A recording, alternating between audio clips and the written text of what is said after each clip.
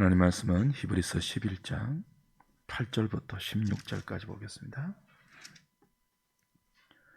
신약성경 365페이지 히브리서 11장 8절부터 16절까지 제가 한 절, 여러분이 한 절 교독합니다. 믿음으로 아브라함은 부르심을 받았을 때에 순종하여 장래의 유업으로 받을 땅에 나아갈새 갈 바를 알지 못하고 나아갔으며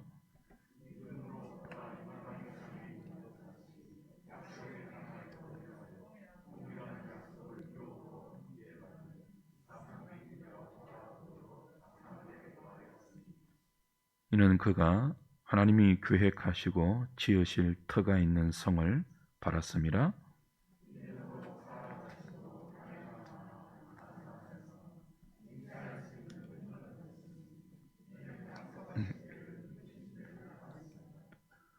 이러므로 죽은 자와 같은 한 사람으로 말미암아 하늘의 허다한 별과 또 해변의 무수한 모래와 같이 많은 후손이 생육하였느니라.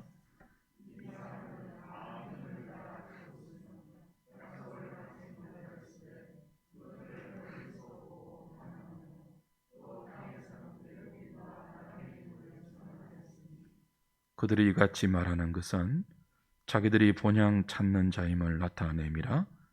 그들이 나온 바 본향을 생각하였더라면 돌아갈 기회가 있었으려니와 그들이 이제는 더 나은 본향을 사모하니 곧 하늘에 있는 것이라. 이러므로 하나님이 그들의 하나님이라 일컬음 받으심을 부끄러워하지 아니하시고 그들을 위하여 한 성을 예비하셨느니라. 아멘.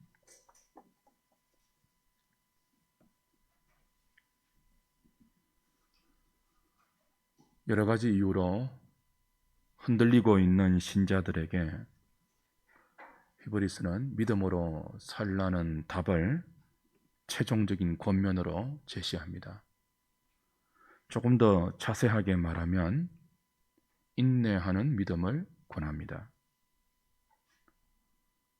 사정과 처지를 들어보면 다 나름의 이유가 있겠지만 어떤 형편에서도 마음을 완고하게 먹지 말고 들은 말씀을 유념하여 우리를 억만죄악에서 구속하시고 지금도 하나님 보좌 우편에서 기도하고 계시는 예수님을 깊이 생각하고 그의 말씀을 따라야 한다. 그렇게 말하고 있죠. 천사보다 위대하고 모세와 아론보다 탁월하신 하늘 대제사장 예수 그리스도를 모형과 그림자로만 바라보았던 구약 성도들도 그처럼 인내하는 믿음으로 살았다면 그 예수를 실상으로 바라보고 보이지 않는 것들의 증거로 받은 너희들은 얼마나 더 믿음으로 살아야 하겠냐, 그런 도전을 하고 있습니다. 이렇게 성경이 우리에게 인내하는 믿음을 요구할 때 그 믿음에는 두 가지 요소가 있음을 기억해야 하죠. 하나는 우리로 하여금 믿게 하시는 하나님의 주권적인 은혜입니다. 그리고 다른 하나는 그 은혜에 반응하는 우리의 인격적인 책임입니다. 이것을 로마서 1장 17절은 복음에는 하나님의 의가 나타나서 믿음으로 믿음에 이르게 하나니 기록된 바 오직 의인은 믿음으로 말미암아 살리라, 그렇게 설명했죠. 그리고 히브리서 기자도 그 하박국의 말을 인용해서 의인은 믿음으로 살아야 한다를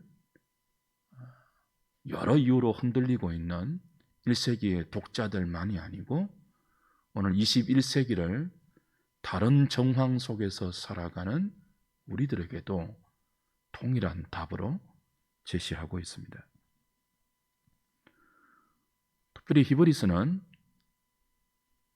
믿음은 바라는 것들의 실상이고 보이지 않는 것들의 증거라라는 그 설명으로 믿는 자의 책임과 반응을 더 강조하고 있는 것처럼 보여요.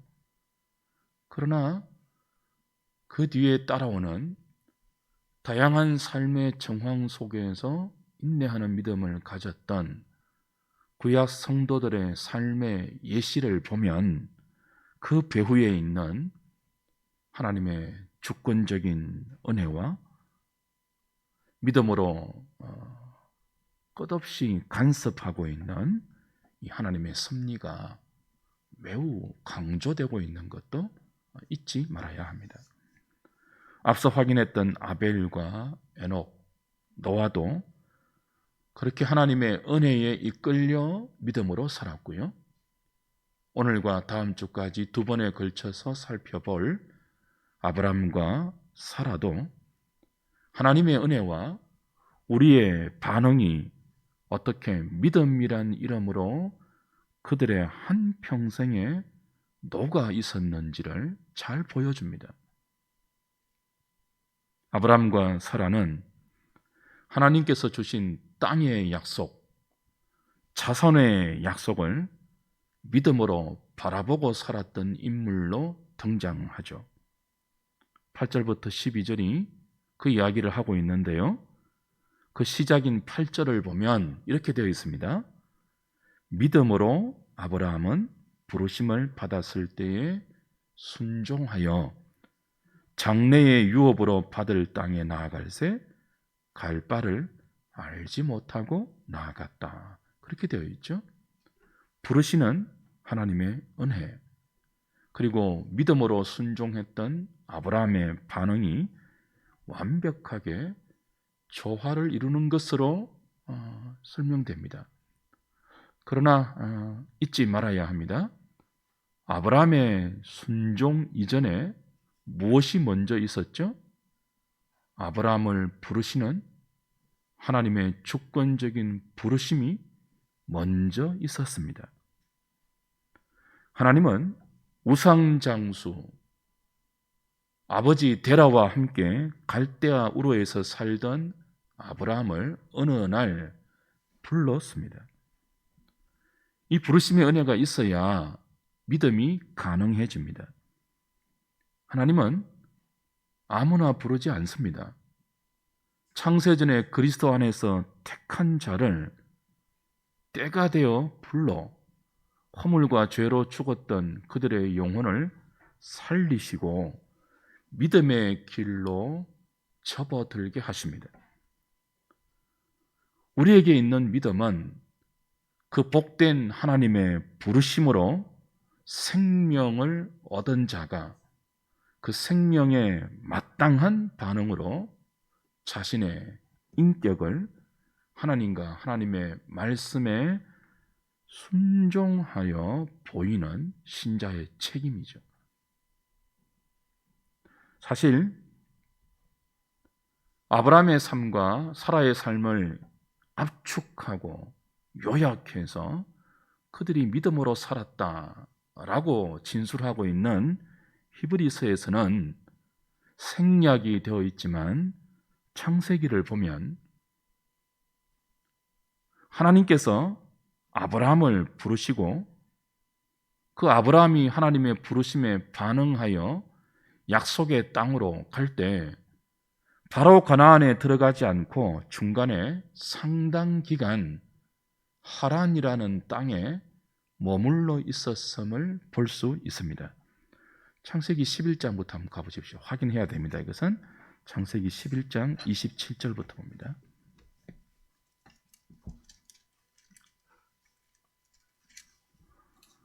11장 27절부터 12장 5절까지 보겠습니다.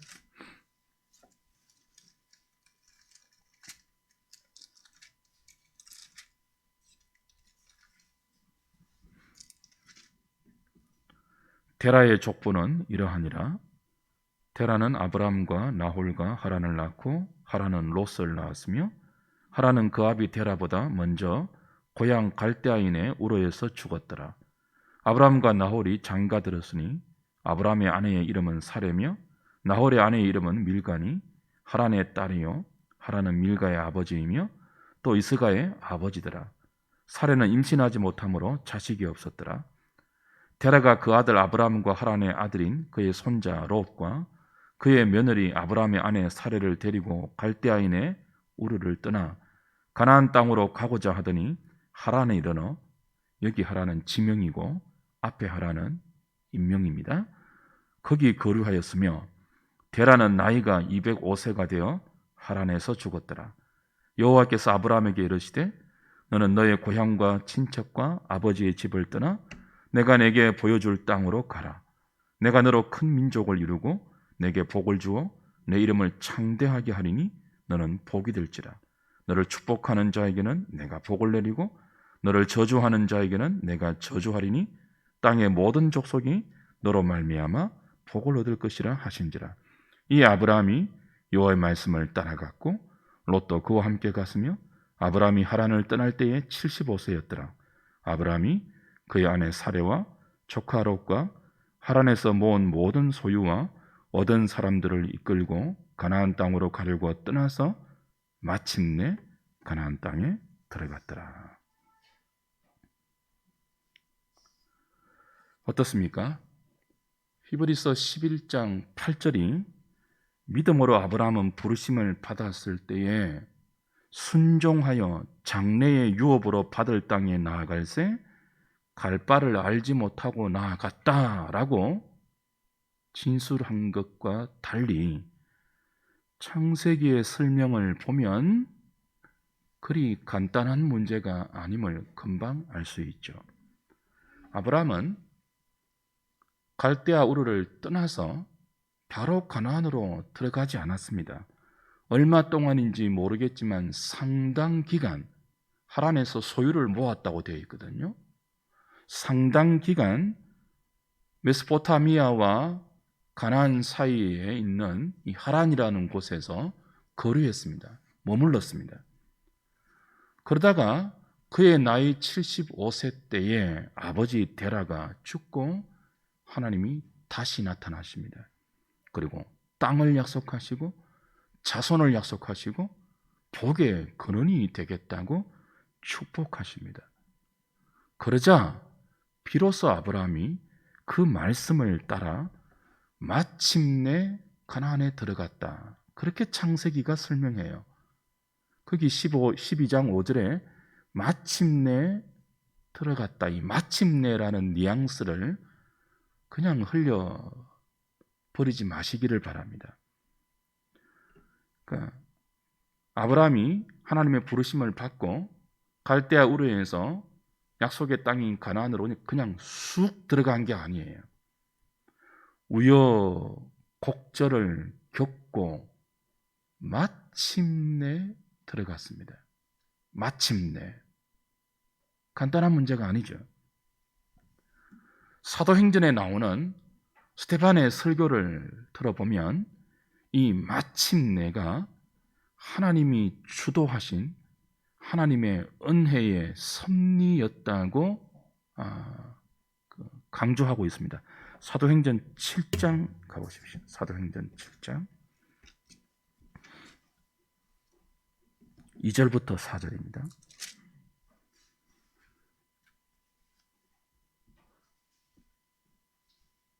스데반이 이르되 여러분 부형들이여 들으소서. 우리 조상 아브라함이 하란에 있기 전 메소포타미아에 있을 때에 영광의 하나님이 그에게 보여 이르시되 내 고향과 친척을 떠나 내가 네게 보일 땅으로 가라 하시니 아브라함이 갈대아 사람의 땅을 떠나 하란에 거하다가 그의 아버지가 죽음에 그다음 어떻게 되어 있죠? 하나님이 그를 거기서 너희 지금 사는 이 땅으로 옮기셨느니라. 이것도 그냥 흘려 듣지 마십시오. 스데반은 아브라함이 그냥 가나안에 들어갔다 그렇게 표현하지 않고요. 하나님께서 아브라함을 하란에서 가나안으로 옮기셨다 그렇게 설명해요. 이 지금 스데반이 하고 있는 설교의 내용입니다. 그러니까 스데반은 하나님의 주도성을 훨씬 더 강조했습니다. 아브라함이 들어갔다 이렇게 설교하지 않고 하나님이 하란에서 미기적거리고 있는, 머그적거리고 있는, 하란에 머물고 있는 아브라함을, 아비 집을 떠나지 못하고 하란에 상당 기간 머물고 있는 아브라함을 아버지 데라가 죽었을 때 다시 영광의 하나님으로 나타나셔서 땅을 약속하고 자손을 약속하고 복의 근원이 되겠다고 설득하고 약속해서 마침내 하란에서 가나안으로 옮기셨다. 하나님이 옮기셨다. 그렇게 강조해요.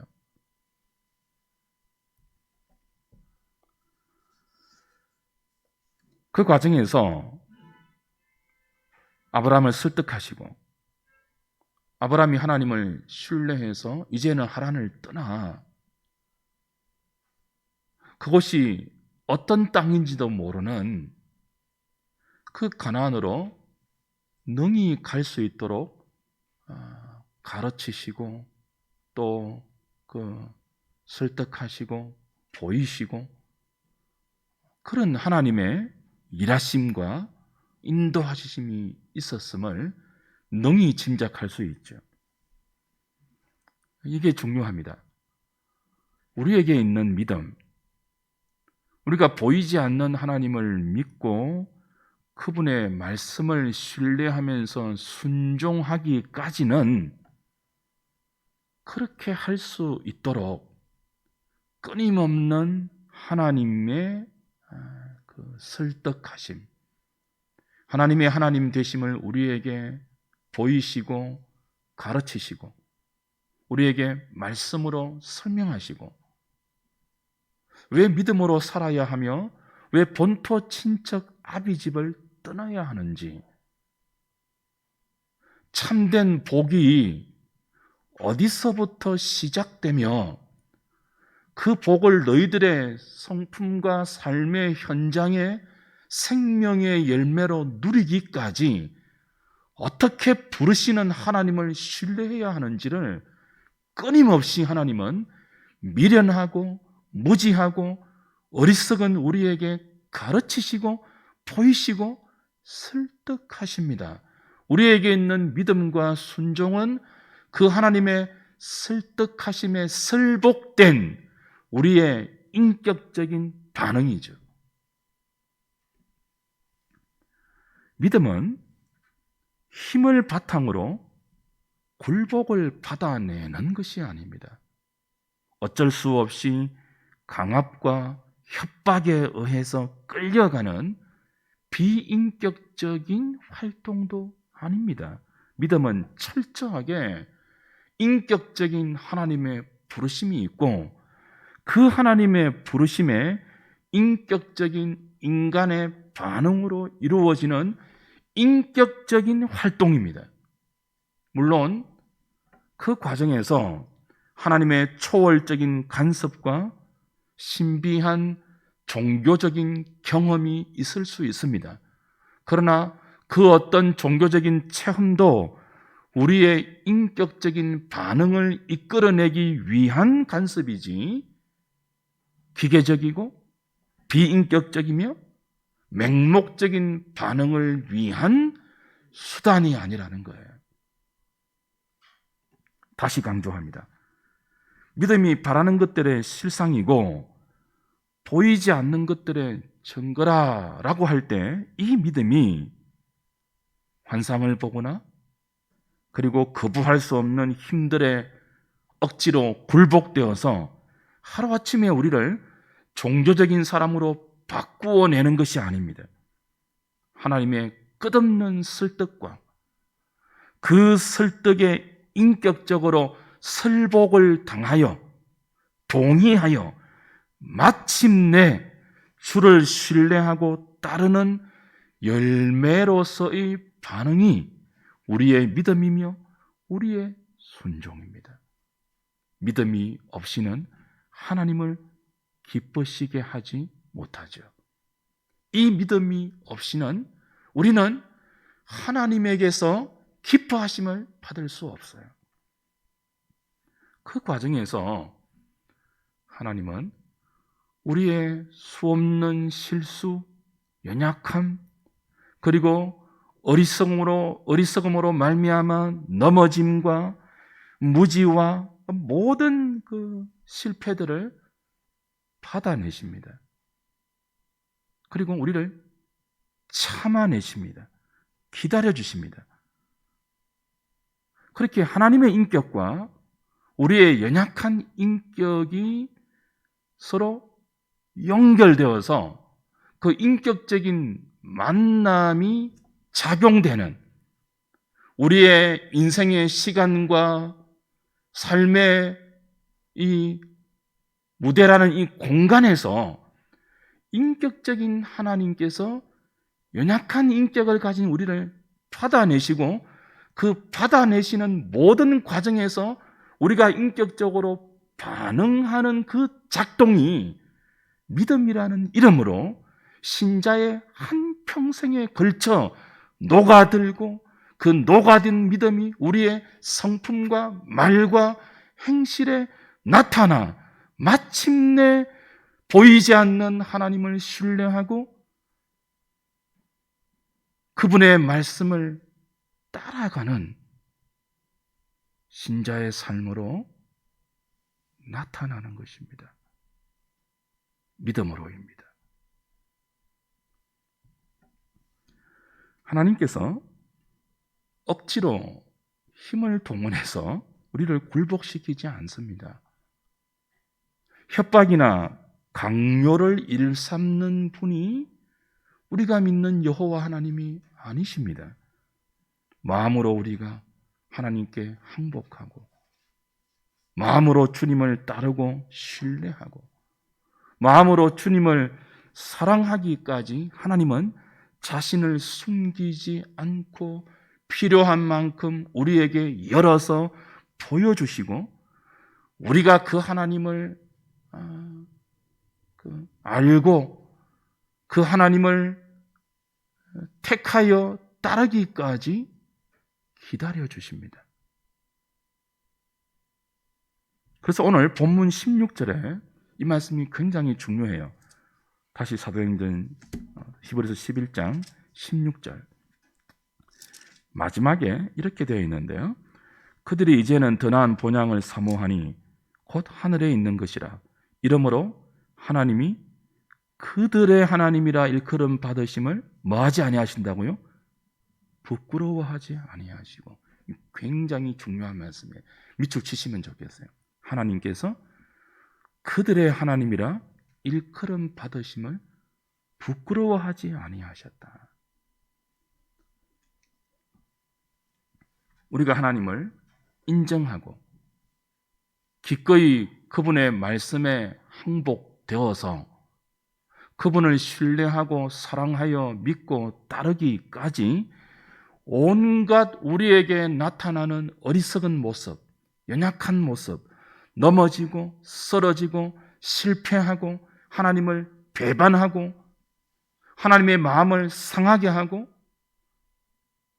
그런 모든 부끄러운 모습을 보이는 우리의 하나님 되심을, 이런 우리의 하나님이라고 칭함받으시기를 하나님께서 주저하지 아니하시고 마다하지 아니하시고 부끄러워하지 아니하시고 우리의 하나님 되셔서 그런 우리를 받아내신다는 거예요.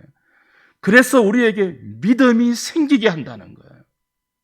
복음에는 하나님의 오르심, 하나님의 의가 나타나서 믿음으로 믿음에 이르게 하나니 기록된 바 오직 의인은 믿음으로 말미암아 살리라. 참으로 그러하죠. 이것은 아브라함과 사라가 하나님이 약속하신 땅을 받고 하나님께서 약속해 주신 자손을 얻기까지 그들이 보였던 구체적인 모습을 보면 더욱더 확실해집니다. 창세기 12장 가보십시오.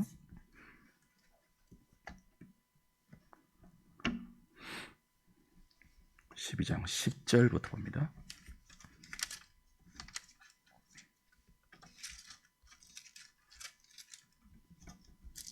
맨 앞에 있는 성경인데 왜 이렇게 안 찾아집니까? 12장 10절. 그 땅, 약속의 땅, 가나안 땅이죠. 마침내 하나님께서 하란에서 옮겨주신 그 땅입니다. 그 땅에 기근이 들었으므로 아브라함이 애굽을 거류하려고 그리로 내려갔으니 이는 그 땅에 기근이 심하였습니다. 그가 애굽에 가까이 이르렀을 때 그의 아내 사레에게 말하되 내가 알기에 그대는 아리따운 여인이라 애굽 사람이 그대를 볼 때 이르기를 이는 그의 아내라 하여 나는 죽이고 그대는 살리리니 원하건대 그대는 나의 누이라 하라. 그러면 내가 그대로 말미암아 안전하고 내 목숨이 그대로 말미암아 보존되리라 하니라. 부끄럽지 않습니까? 이런 아브라함. 하나님께서 마침내 하란에 머물고 있던 본토 친척 아비집을 다 떠나지 못하고 하란에 거류하고 있던 아브라함을 설득해서 마침내 약속의 땅으로 옮겨주셨다고요. 그런데 그 약속의 땅에 기근이 드니까 살려고 세상을 대변하는 애굽으로 내려가죠. 애굽으로 내려가서 어떻게 합니까? 아내 사레가 이쁘고 아름다운 것을 알기 때문에 사람들이 아브라함 자신을 죽이고 와이프를 빼앗아 갈까 싶어서 어떻게 합니까? 이제부터 당신과 나는 부부 사이라 하지 말고 오누이 사이라고 하자. 이제부터 당신은 내 아내가 아니고 내 누이다. 그래야 그대로 말미암아 내가 살 수 있겠다. 그렇게 제안을 하고 사라도 그 제안을 받아들여요. 우리가 생각하는 정상적인 남편이라면 어떻게 해야 돼요? 죽음의 위기 앞에서 아내를 보호해야 되잖아요. 내가 죽을게. 당신 살아. 그게 우리가 기대하는, 우리가 생각하는 정상적인 남자의 모습 아닙니까? 근데 아브라함은요? 자기가 살고자 아내를 속입니다. 부끄럽지 않습니까? 이 부끄러운 짓이 한 번만으로 끝나는 게 아니에요. 창세기 20장에 가면요. 이번에는 그랄에 거류할 때 그랄 왕 아비멜렉에게 똑같은 짓을 합니다. 아까 창세기 12장에서도 아브라함이 사라를 바로의 신하에게 바로의 후궁으로 넘겨요. 누이라고 속이고. 그러면 어떻게 됩니까? 조금 전에 하나님께서 자손을 약속해 주셨잖아요. 땅을 약속해 주시고 아브라함과 사라를 복이 되겠다. 복의 근원이 되겠다. 라고 축복하시고 약속해 주셨잖아요. 그런데 아브라함은 애굽에서 어떻게 하고 있죠? 아내를 바로의 후궁으로 팔아넘깁니다. 그러면 자손의 약속은 어떻게 되고 땅의 약속은 어떻게 되고 복의 근원이 되겠다고 하신 하나님의 축복은 어떻게 됩니까? 그거 깡그리 다 무시하고 자기만 살려고 와이프를 바로의 후궁으로 팔아넘겼잖아요. 근데 하나님이 초월적으로 간섭하시죠. 바로에게 나타나셔서 바로에게 홍구멍을 내시고 사라를 아브라함에게 돌려보냅니다. 그제서야 아브라함은 하나님이 어떤 분인지를 조금 배우죠. 그래서 또 믿음으로 삽니다. 근데 20장에 가면 똑같은 짓을 반복해요. 그랄에서 그랄 왕 아비멜렉에게 또다시 뭐예요? 사례를 팔아넘깁니다. 그때 또 하나님이 간섭하셔서 아비멜렉을 또 혼쭐 내시고 사라에게 또 아브라함에게 사라를 또 돌려주시죠. 어이없고 부끄러운 모습 아닙니까? 그런데 하나님은 이런 아브라함의 하나님이라 일컬음 받으시기를 부끄러워하지 않으십니다. 이들을 참아내시고 받아내시고 이런 아브라함과 사라에게 하나님이 어떤 분인지를 끊임없이 가르쳐 주시고 너희들 나를 믿어라. 이 돌변하는 주변의 환경 따라 흔들리지 말고 나를 믿어라. 나는 믿을 만한 여호와라고 끊임없이 당신을 가르쳐 주시고 그 가르쳐 주신 하나님의 인격으로 하나님의 하나님 되심으로 그들을 설득하여 그들이 다른 무엇보다 하나님을 신뢰하여 하나님의 말씀을 따를 수 있도록 끊임없이 가르치시고 지도하십니다. 그런데도 아브라함과 사라는 한꺼번에 하나님을 신뢰하는 자리로 가지 못하죠. 이 두 사람이 자손을 약속하신 하나님의 약속에 대하여 보인 반응을 우리는 이미 알고 있습니다. 창세기 15장에 가면 아브라함이 하나님에게 뭐라고 말하죠? 자손의 약속을 다시 해주시니까 하나님, 내게는 이 다메섹 사람 엘리에셀이라는 종밖에 없습니다. 나는 이 엘리에셀을 내 상속자로 삼겠으니 그리하십시오. 그렇게 말하죠. 하나님께서 그런 아브라함을 밖으로 끌고 나가셔서 하늘의 별을 보여주시죠. 너의 자손이 이 하늘의 별처럼 무수하게 해주겠다라고 약속하시니까 아브라함이 그 말씀을 믿어요. 그러니 하나님은 믿은 아브라함을 어렵다고 해주시죠. 이신칭의의 최초적인 사건입니다. 그런데 16장에 가면 이 믿음을 아브라함이 금방 배신합니다. 16장에 어떤 사건 나와요? 아브라함이 사레의 여종 하갈에게서 이스마엘을 낳습니다. 그때 아브라함의 나이 86세 때입니다. 75세 때에 하란을 떠나 11년간을 하나님에 의해서 가르침을 받고 설득을 당하고 인도함을 받고 많은 못난 모습을 받아내시고 아브라함의 하나님이라 칭하심을 받기를 부끄러워하지 아니하시고 그런 아브라함을 인내하고 기다리면서 끝없이 설득해 왔음에도 불구하고 86세 때에 하나님의 말씀을 믿지 못하고 이스마엘, 육신의 자손 이스마엘을 자기의 수단과 자기의 방법으로 얻죠. 그리고 13년이 지나서 창세기 17장에 하나님께서 전능한 하나님으로 나타나십니다. 그리고 아브라함에게 할례를 명하시고 뭐라고 하십니까? 아브라함이라는 이름을 열국의 압이라는 뜻의 아브라함으로 바꿔주시고 사레라는 아내의 이름을 열국의 어미 왕후라는 이름의 사라로 바꾸어 주십니다. 그리고 너 아브라함과 열국의 아비 아브라함과 너 열국의 어미 사라 이 두 사람을 통해서 자식을 주겠다고 다시 자식을 약속하세요. 그때 아브라함이 어떻게 반응합니까? 아멘, 안 그래요. 어떻게 반응합니까? 비웃습니다. 창세기 17장 가보십시오. 창세기 17장.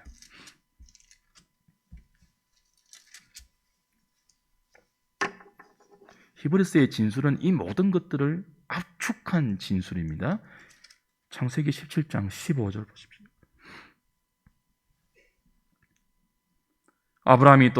하나님이 또 아브라함에게 이르시되 내 아내 사레는 이름을 사레라 하지 말고 사라라 하라. 내가 그에게 복을 주어 그가 내게 아들을 낳아 주게 하며 내가 그에게 복을 주어 그를 여러 민족의 어머니가 되게 하리니 민족의 여러 왕이 그에게서 나리라. 17절 아브라함이 엎드려 웃으며 마음속으로 이르되 100세 된 사람이 어찌 자식을 낳을까? 사라는 90세니 어찌 출산하리요? 하고 아브라함이 이에 하나님께 아뢰되 이스마엘이나 하나님 앞에 살기를 원하나이다. 하나님이 이르시되 아니라 내 아내 사라가 내게 아들을 낳으리니 너는 그 이름을 이삭이라 하라. 내가 그와 내 언약을 세우리니 그의 후손에게 영원한 언약이 되리라. 아멘 하기는 그냥 뭐 한다고요? 속으로 비웃는다고요. 하나님의 말씀을. 그런 아브라함을 하나님은 부끄러워하지 않습니다. 이삭을 약속하십니다. 사라는 어떻습니까? 18장에 가면은 똑같은 반응을 보여요. 18장 9절입니다.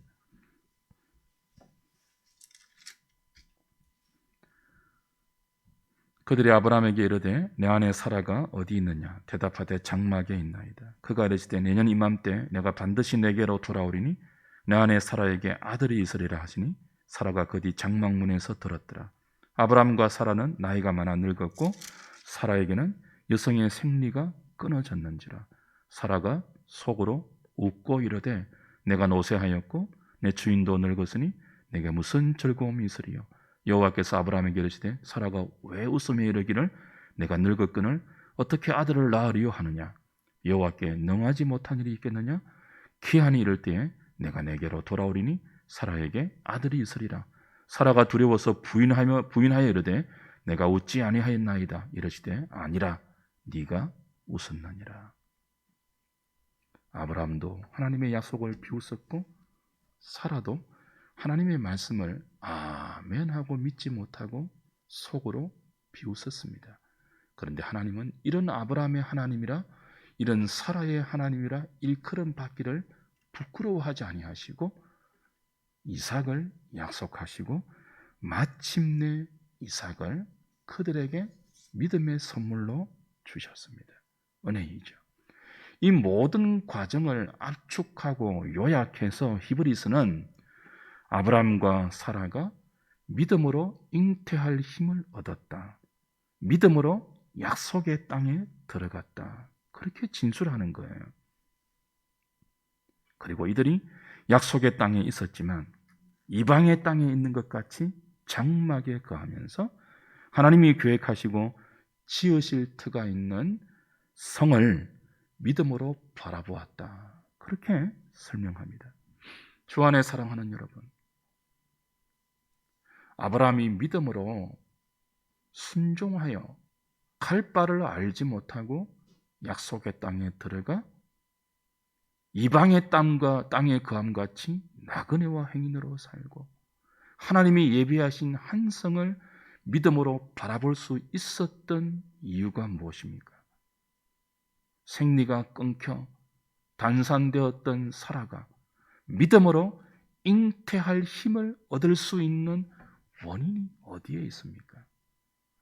그들의 하나님이라 일컬음 받기를 부끄러워하지 아니하시고 그들을 기다리시고 그들에게 하나님의 하나님 되심을 계속 알리시고 당신의 뜻과 그 뜻 안에 인생이 거할 때 참으로 생명을 누릴 수 있음을 설득하고 가르치고 또 설득하고 또 말하고 또 인내하면서 그들이 받아들이고 항복하기까지 그들을 참아내시는 하나님의 무궁한 자비와 한없는 긍휼과 은혜와 사랑이 믿음으로 아브라함이 가나안 땅에 들어갔고 믿음으로 사라가 약속의 자손을 보았으며 믿음으로 그들이 나그네와 행인처럼 살고 믿음으로 그들이 하나님이 예비하신 한 성을 바라볼 수 있었던 참된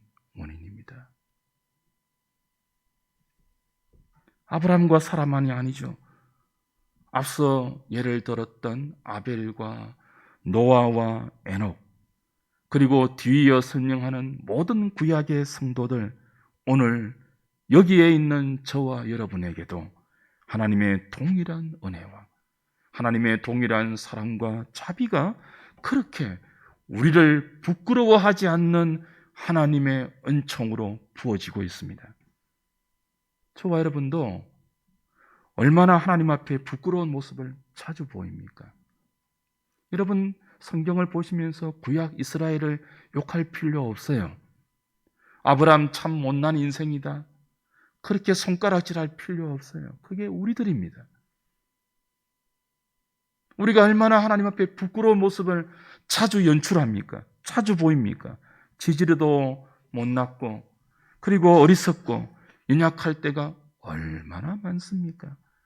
그러나 이런 우리를 위해서 아들을 내어주시기를 마다하지 않는 하나님께서 이런 우리의 하나님이라 일컬음 받기를 주저하지 아니하시고, 이런 우리의 하나님 되심을 부끄러워하지 아니하시고, 오늘도 우리를 받아내어 너희들 나를 믿고 따르는 것이 복이다. 나는 너희들이 믿을 만한 충분한 하나님이고 너희들이 따를 만한 부족함이 없는 여호와라고 계속해서 미련하고 고집세고 완악하고 패역한 우리를 교회를 통하여 설득하고 있으며 가르치고 계시며 양육하고 계시며, 제발 믿음으로 살아라. 너희들 이야기 형편 다 들어보면 그럴 만한 이유와 형편이 다 있겠지만 그럼에도 불구하고 마음을 완고하게 하지 말고 내가 너희들에게 가장 선한 길을 낼 것을 믿고 따르며 인내하고 참아 믿음으로 살아라. 그렇게 권면하고 있는 것이 히브리서입니다.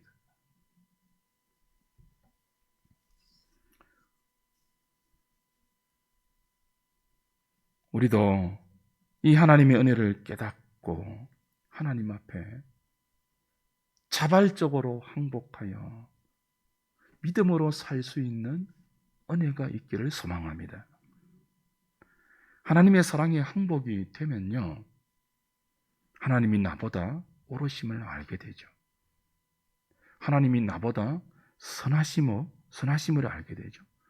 하나님이 나보다 나를 더 사랑하시고 나보다 더 나를 위하시고 나보다 더 나를 편드시고 계심도 알게 되죠.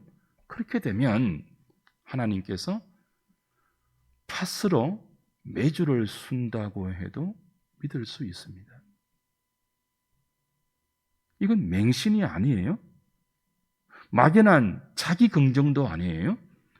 분명한 그 인격적인 하나님의 항복되어서 분명한 신뢰에 따라 나오는 우리의 참된 믿음이죠.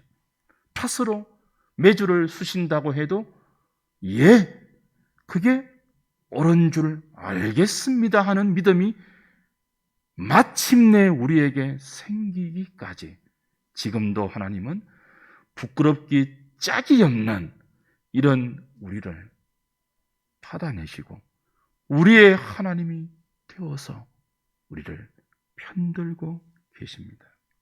그러니 답답하고 슬프고 눈물 나신다고 말씀의 요구를 외면하거나 그 믿음의 자리에서 도망가시지 말기 바랍니다. 정반대로 여러분이 기쁘고 즐겁고 형통하다고 하나님이 요구하는 이 믿음의 자리를 이탈하지도 마시기 바랍니다. 슬프면 슬픈 대로 걸어가십시오. 아프면 아파하면서 하나님이 지시하신 믿음의 자리에 머물러 있으십시오.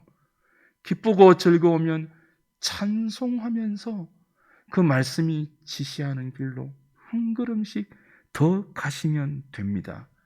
실수하고 넘어질 때도 실수하는 우리를 부끄러워하지 아니하시고 우리를 받아내시는 하나님을 신뢰하여 다시 일어나시면 됩니다.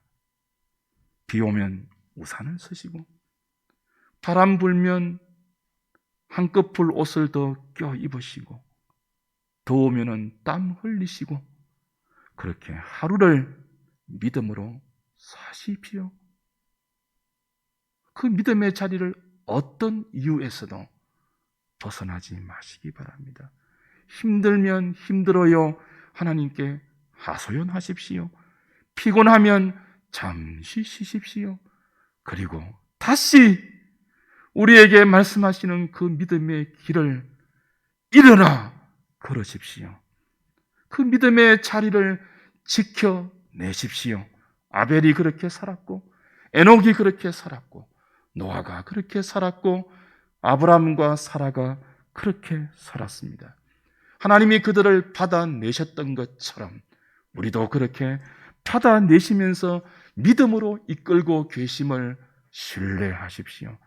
여러분의 오늘의 삶에 불만을 가지지 마십시오. 미래에 대해서 불안한 마음이 들고 염려가 들 때 모든 기도와 간구로 여러분의 쓸 것을 감사함으로 하나님께 아뢰십시오. 모든 지각에 뛰어난 하나님의 평강이 여러분의 생각을 지키실 것이고 부끄럽기 짝이 없는 우리를 부끄러워하지 아니하시고 우리의 하나님 되심이라고 일컬음 받기를 마다하지 않는 하나님처럼 우리도 하나님께서 오늘 우리에게 허락하신 우리의 현실을 부끄러워하지 않는 마음을 주실 것입니다. 부끄러워하지 않을 뿐 아니라 이것이 하나님의 최선임을 믿고 감사하게 하실 것입니다. 하나님은 항복하기에 충분한 분이십니다. 하나님은 우리가 따라가기에 모자람 없는 분입니다. 하나님은 나의 전부를 다 걸어도 부족함이 없는 분입니다. 세상의 유혹과 변덕에 흔들리지 마십시오. 오늘도 말씀하시며 나를 믿으라고 설득하시는 우리 하나님께 저와 여러분 모두를 드릴 수 있는 하늘의 식구들 다 되시기를 우리 주님의 이름으로 축복합니다. 찬송가 440장 찬송